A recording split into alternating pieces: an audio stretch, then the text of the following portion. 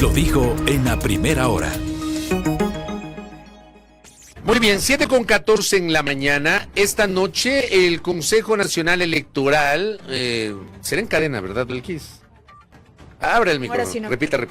21 horas, si no me equivoco, es la cadena nacional de radio y televisión. Ahí tendremos la convocatoria oficial a las elecciones presidenciales, legislativas y del Parlamento Andino para el domingo 9 de febrero del 2025. Y a partir de mañana 13 de septiembre hasta el 2 de octubre se abrirá pues este periodo para el registro, para la inscripción de las precandidaturas, porque yo siempre hablo de precandidaturas, porque serán candidaturas una vez que pasen todos los filtros y ya queden oficialmente en firme por parte de la autoridad electoral, primero Consejo Nacional Electoral y luego Tribunal Contencioso Electoral.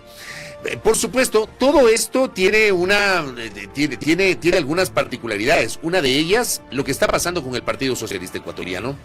Conversamos hace un par de semanas con Gustavo Vallejo, que estuvo acá con nosotros, sobre la situación de esta organización política, el hecho de que no lograron cerrar una alianza con otros sectores políticos, pero además la situación de la precandidata a la vicepresidencia de la República, Verónica Silva.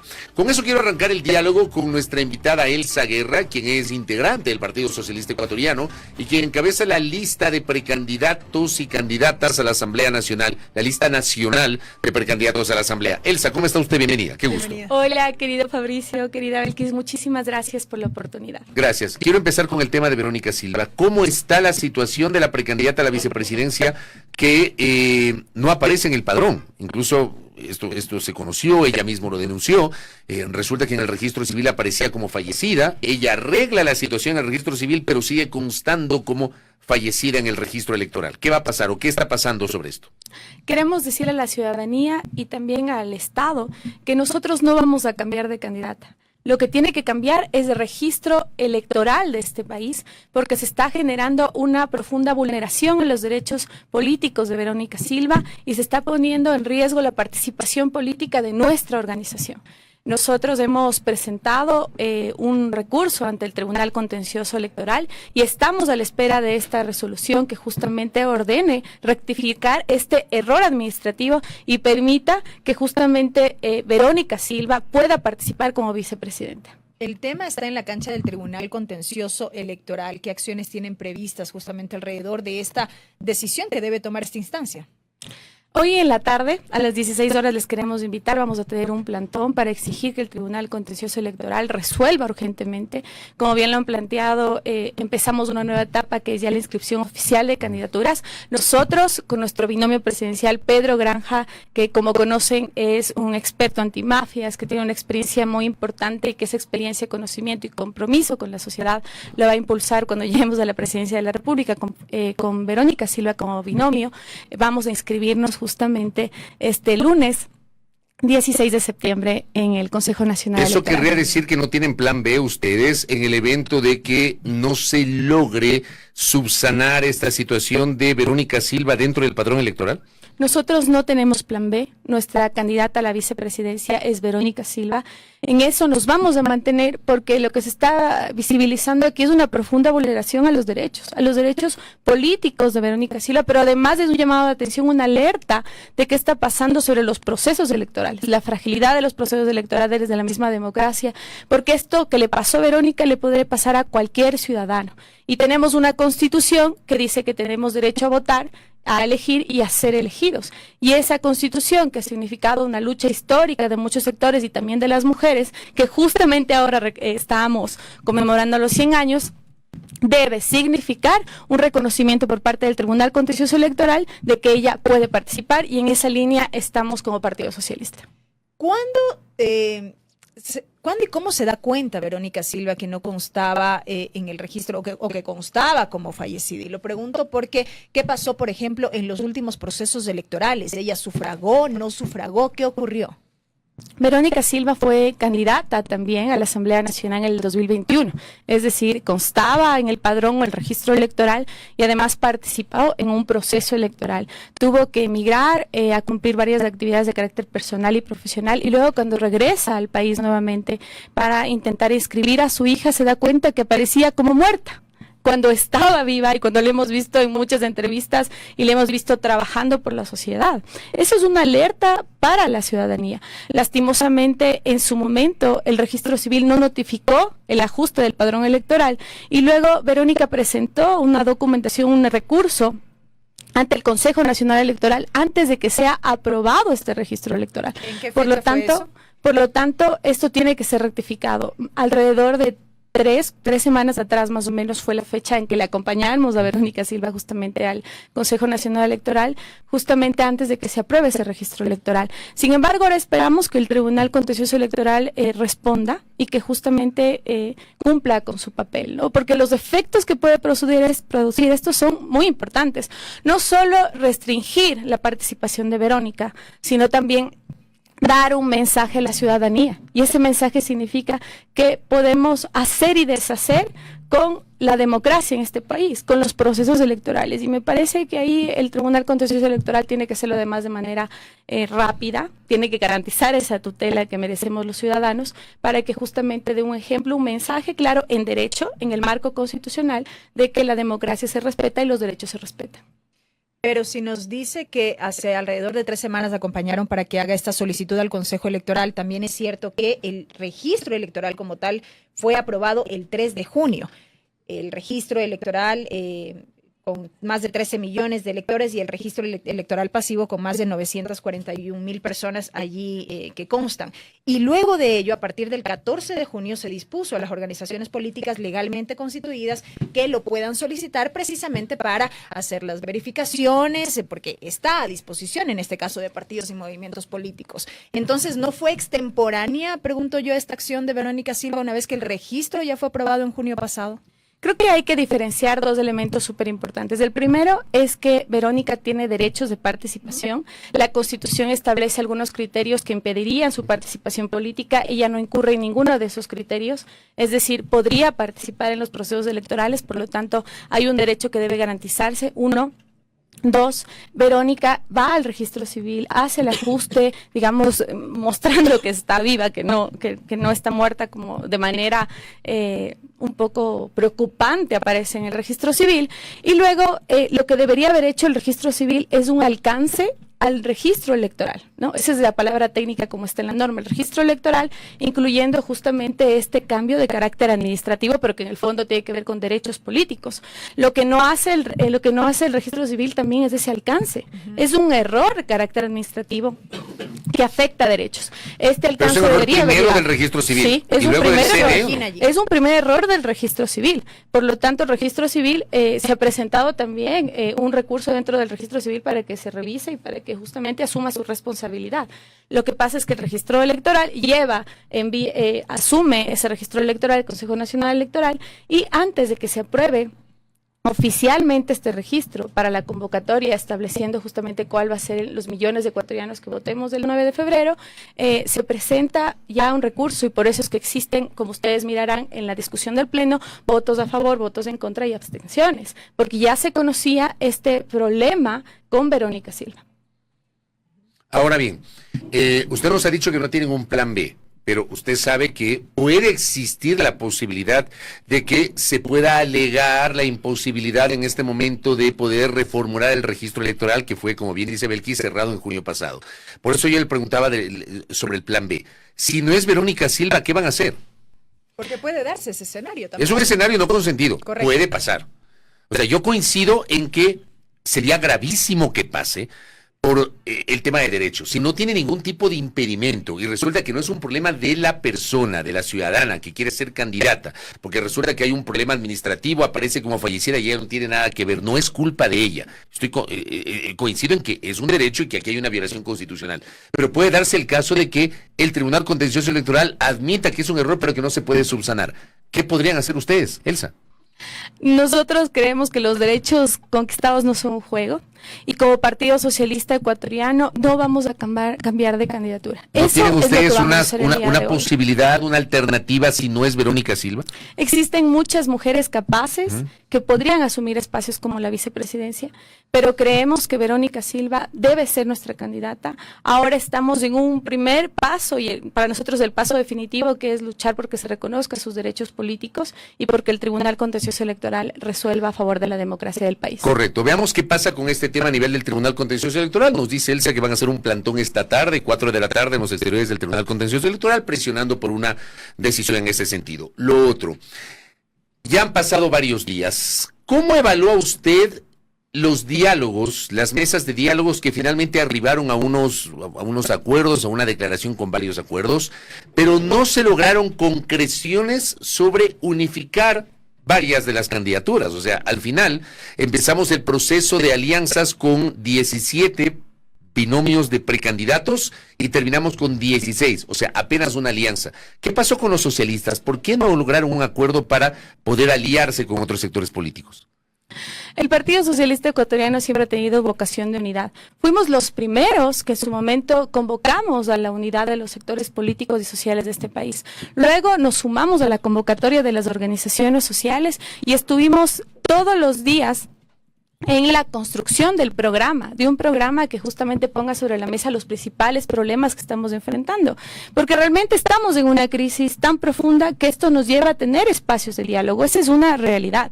6 millones de ecuatorianos estamos viviendo en la pobreza en este país, 2 millones en la extrema pobreza, es decir, que estamos sobreviviendo con $1.57 al día, y eso nos debe importar, esa es una realidad, y por eso es que pensábamos que la necesidad de una unidad es un asunto trascendental para el país, pero me parece que ahí hubieron algunos factores determinantes. Uno de ellos tiene que ver con la posibilidad de mirarnos desde un espacio más horizontal, donde también asumamos responsabilidades históricas. Y esa responsabilidad histórica significa también entender que hemos sido responsables en muchos momentos de la corrupción de este país. Esa es una realidad. Asumir también que entonces la lucha por un programa de cambio tiene que ver con enfrentar los problemas de inseguridad, porque tenemos miedo a salir a la calle, con reactivar la economía, pero también con la transparencia y la lucha contra la corrupción, que signifique justamente que muchas personas que estuvieron como una década en el poder devuelvan también lo robado, porque eso que se ha robado podría haber significado hacer escuelitas para los niños que hoy ya no pueden estudiar, están en las bandas criminales. ¿A quiénes se refiere cuando dice que devuelvan lo robado? ¿A quién se refiere específicamente? Me parece que, por ejemplo, el correísmo tiene que aceptar que él tuvo una gran oportunidad de hacer un cambio en el país y que lastimosamente no cumplió lo ofrecido. Pero resulta que ustedes, como Partido Socialista, en varios pasajes de esa década fueron aliados del correísmo, ¿no? Nosotros asumimos históricamente que apoyamos al correísmo cuando empezó su proceso político electoral, y yo fui una de las primeras que fui parte del partido. Yo milito en el Partido Socialista desde que tengo 17 años de edad, ese es parte de mi trabajo, y yo estuve en la primera campaña con Correa, pero fuimos un gran grupo de personas del partido que también criticamos su gestión cuando comenzó a incumplir sus promesas. Cuando se generaron procesos de despilfarro del dinero del Estado, cuando, por ejemplo, se prometía democracia y vivíamos autoritarismo. Y esa es una realidad que enfrentamos. Nosotros nos sentamos en la misma mesa para conversar, por ejemplo, sobre los elementos que nos unen y también nos separan. Por ejemplo, el tema del extractivismo en el país. Necesitamos una transición ecológica que cambie la matriz productiva, que recoja ya las experiencias que los jóvenes, que las mujeres tienen en emprendimientos de carácter ecológico que no se han hecho, por ejemplo. Y entonces hay una gran deuda pendiente que también tiene que ser aceptada. Por otro lado, me parece que ese es un elemento central del debate en el campo programático que para el Partido Socialista es importante. Esta nueva política que estamos planteando significa no negociar en hoteles de 5 estrellas los intereses de la ciudadanía y priorizar los intereses personales o partidistas. Pensamos en un proyecto que significa gobernar para los 18 millones de ecuatorianos con todos los sectores de la sociedad, y me parece que sobre eso no llegamos a una claridad. Eso no significa que no tenemos un documento bastante interesante sobre algunos acuerdos que pueden llegar a cristalizarse cuando alguien de ellos o alguien de nosotros lleguemos al poder. Ese es un primer elemento. Y segundo, que finalmente esto nos ayuda a avanzar en algo que sí es muy importante, y es que cuando lleguemos a la Asamblea Nacional, porque vamos a llegar a la Asamblea Nacional, nos vamos a sentar a hacer nuestro trabajo. Y eso significa conversar con todos los sectores sociales en el marco de un programa claro. ¿No llegaron a una claridad porque los otros no cedieron o porque ustedes no cedieron? Dejando por fuera la Revolución Ciudadana. Hablo de las otras organizaciones políticas que estuvieron en esta línea de consolidar una unidad de cara a estas próximas elecciones. ¿Ustedes no cedieron quizá? Nosotros estuvimos abiertos a todo tipo de diálogo. Para nosotros era muy importante los ejes que habíamos planteado, la lucha contra la inseguridad, la necesidad de potenciar los emprendimientos, el apoyo a los jóvenes, la lucha por el extractivismo, también por los derechos de las mujeres. Me parece que en esos elementos llegamos a algunos acuerdos y en otros obviamente teníamos nuestras propias discrepancias. Creo que después ya en el diálogo de carácter electoral también no pudimos llegar a concretar algunos elementos, pero sentimos que eso es parte de la democracia de nuestro país, ¿no? Hemos dado pasos importantes, tenemos un documento interesante y como Partido Socialista estamos completamente preparados para enfrentar este proceso electoral con Pedro Granja a la cabeza y también con muchos candidatos y candidatos de la Asamblea, por ejemplo, como Elsa Guerra, Gary Espinosa, Diego Esparza, entre otros compañeros y compañeras que tenemos trayectoria, que tenemos compromiso, pero sobre todo que tenemos algo que es bien importante, querido Fabricio Belkis, y es honestidad. La honestidad, que es algo que se ha perdido en la política de este país. Le escuchaba a Fabricio cuando comentaba estos sucesos sobre el tema de la calificación en el proceso de fiscalización, y me parece que la Asamblea ha hecho poco por nosotros, ¿no? Mientras nos están matando en la calle, porque nos están matando en la calle, la Asamblea está negociando. Y esa negociación significa un poco pensar en el proceso electoral para archivar ciertos procesos de fiscalización sin hacer un proceso serio, porque la fiscalización es una función que tiene que cumplir la Asamblea Nacional. Lo que está diciendo es una crítica a lo que pasó esta semana con el juicio político a la fiscal. Me refiero al procedimiento y al hecho de que puede gustar o no, pero la Fiscalía y su autoridad es sujeta de fiscalización y control político. Definitivamente. Me parece que aunque la Asamblea lo que hace es un control político, ese control político está sujeto al derecho, y esa idea de que esté sujeto al derecho significa que se debe dar un proceso de investigación para visibilizar si se cumple o no está dentro de las causales de un juicio de carácter político. Pero además también porque la Asamblea Nacional ha hecho poco y habría que discutir para quién sí ha trabajado. Y me parece que ha trabajado para los grandes grupos económicos, para los grandes millonarios de este país, poniendo el peso de la crisis en los bolsillos de la mayoría de los ecuatorianos. Miren, por ejemplo, el 9 de febrero, ¿qué hizo? El 9 de febrero apoyó el incremento del IVA, poniendo el peso de la crisis en todos los millones de ecuatorianos, ¿no es cierto? Y además, luego, ¿qué hizo? El 19 de diciembre de 2023, conjuntamente con el gobierno de Noboa, perdonó las deudas a los grandes millonarios de este país, ¿verdad? Y sin pensar en los problemas sociales que estamos enfrentando, porque hoy, miren lo que está pasando con el país. Los jóvenes quieren huir porque sienten que no es un espacio de oportunidades.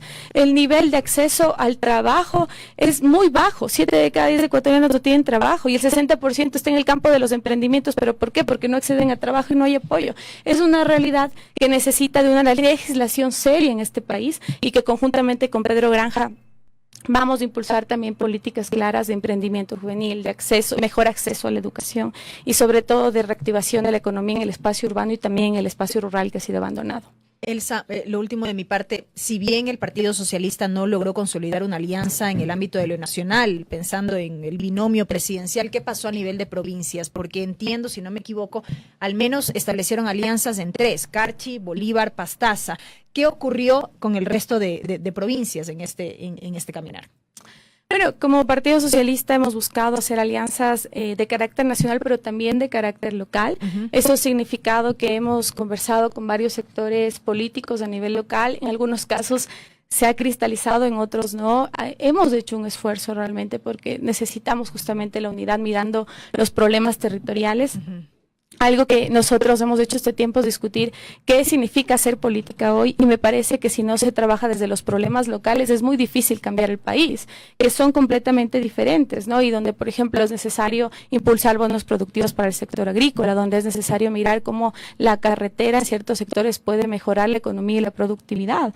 Ahí está siempre el Partido Socialista, siempre ha estado en la lucha social territorial y mirando cómo esto puede reflejarse en un proceso electoral. Como bien lo planteas, Belkis, hicimos todos los esfuerzos, hemos logrado justamente alianzas en estas provincias, en otras no, pero lo que estamos haciendo ahora con fuerza, ya en este proceso de pre-campaña electoral, es trabajar con las organizaciones sociales, que esa ha sido una vocación muy importante. Y eso significa convocar a jóvenes, a mujeres, a los sectores productivos de este país que han sido olvidados, para que el plan de trabajo también refleje esas necesidades, y para que cuando lleguemos justamente a la presidencia, a la Asamblea Nacional, podamos cumplir ese trabajo. Porque yo quiero contarte algo, Fabricio y Belkis, y es que estamos cansados de lo mismo de siempre. Yo soy como ustedes, soy una persona que trabajo para comer. También vengo de una familia luchadora, creo que vengo del ejemplo de mi madre, yo siempre la reconozco, y ella es una mujer honesta, y esa idea de la honestidad me parece que es algo que tiene la mayoría de ecuatorianos, pero no la clase política de este país, y eso es lo que hay que cambiar. Y en ese contexto también pensamos en una política que se conecte con las necesidades y que también sea representada por personas capaces, como Pedro Granja, como Verónica Silva, y pues en mi caso yo me he educado, me he preparado gracias a mi madre y a la educación pública de este país. Soy abogada, tengo una maestría en Derecho Constitucional y un PhD en Derecho, y soy docente universitaria, casi 10 años de experiencia en el sector educativo, en el espacio público. Pero sobre todo, yo quiero que la ciudadanía, invitar a la ciudadanía a que revise nuestro plan de trabajo, porque el plan de trabajo que hemos elaborado tiene que ver justamente con lo que tú preguntas, y es cómo logramos que la manera en que legislemos, fiscalicemos y generemos políticas públicas desde el gobierno se refleje en las necesidades de la gente. Y eso es lo que hemos hecho en este proceso durante 98 años de vida, pero ahora con más fuerza en el marco de una política que debe ser técnica, que debe ser clara y que además responda a los problemas de las personas de a pie, las que sostienen la vida de nuestro país. Elsa, gracias por el tiempo, muy amable. Muchas gracias por la invitación. Gracias a Elsa Guerra, quien encabeza la lista de precandidatos a asambleístas nacionales por el Partido Socialista Ecuatoriano, integra esa organización política y nos ha dicho en este espacio que el Partido Socialista no tiene un plan B respecto de la compañera de fórmula del doctor Pedro Granja como precandidato presidencial. Nos referimos a Verónica Silva, sobre cuya situación hay la expectativa de un pronunciamiento por parte del Tribunal Contencioso Electoral. Hoy a las 4 de la tarde habrá un plantón en los exteriores del tribunal por parte de los integrantes del Partido Socialista. Gracias a Elsa. Primera plana. Todas las noticias, todas las voces.